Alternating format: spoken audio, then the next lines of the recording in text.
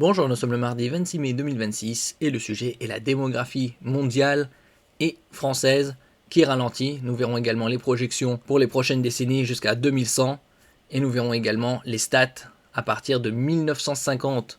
En 2025, il y a eu plus de morts que de naissances en France, une première depuis la Seconde Guerre mondiale. La démographie mondiale amorce un tournant inédit. Le ralentissement de la croissance et la chute de la fécondité, tombée à 2,3 enfants par femme, redessinent l'équilibre des sociétés et leurs priorités économiques. Et la France n'est plus épargnée. L'indicateur conjonctural de fécondité a atteint le niveau le plus faible depuis la fin de la Première Guerre mondiale, c'est-à-dire il y a plus de 100 ans. N'oubliez pas de vous abonner pour plus de news nationales, européennes et internationales sur ce monde dans lequel nous vivons. Selon les projections des Nations Unies, la population mondiale devrait encore progresser pendant plusieurs décennies, atteindre un pic autour de 10,3 milliards d'habitants, ça c'est la moyenne, au milieu des années 2080, puis amorcer un léger recul d'ici la fin du siècle. Si on peut voir ici sur les stats, évolution de la population mondiale, projection de l'Organisation des Nations Unies à partir de 2026 jusqu'à 2100.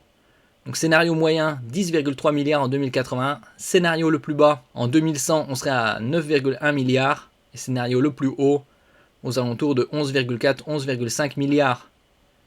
En 1950 on était aux alentours de 2,5 milliards d'habitants, et là on est à 8,3 environ, donc ça a été multiplié par 3,5 en l'espace de 76 ans. Pas d'effondrement brutal, mais plutôt la fin d'une croissance continue.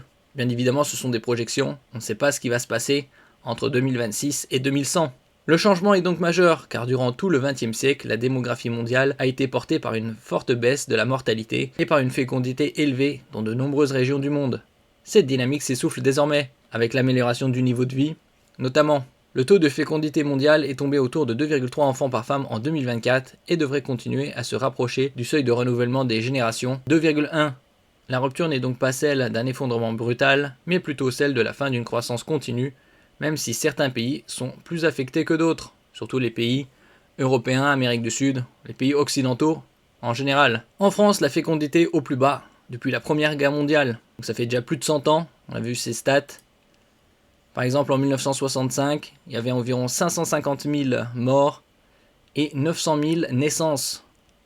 Puis à partir de 1972, ça a baissé fortement au niveau des naissances. Et en 2025, pour la première fois depuis la Seconde Guerre mondiale, il y a plus de décès que de naissances.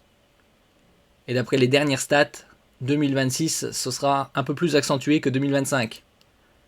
Nous verrons ça à la fin de l'année, début de l'année prochaine. Si on a également la pyramide des âges, au 1er janvier 2026,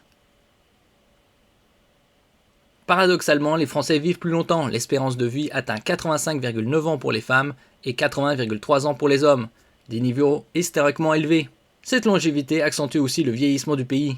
Les personnes âgées de 65 ans ou plus représentent désormais 22,2% de la population, quasi un quart, presque autant que les moins de 20 ans qui comptent pour 22,5%, comme on peut voir ici, aux alentours de 15-20 ans et 60 ans et plus. Merci pour votre écoute et à la prochaine.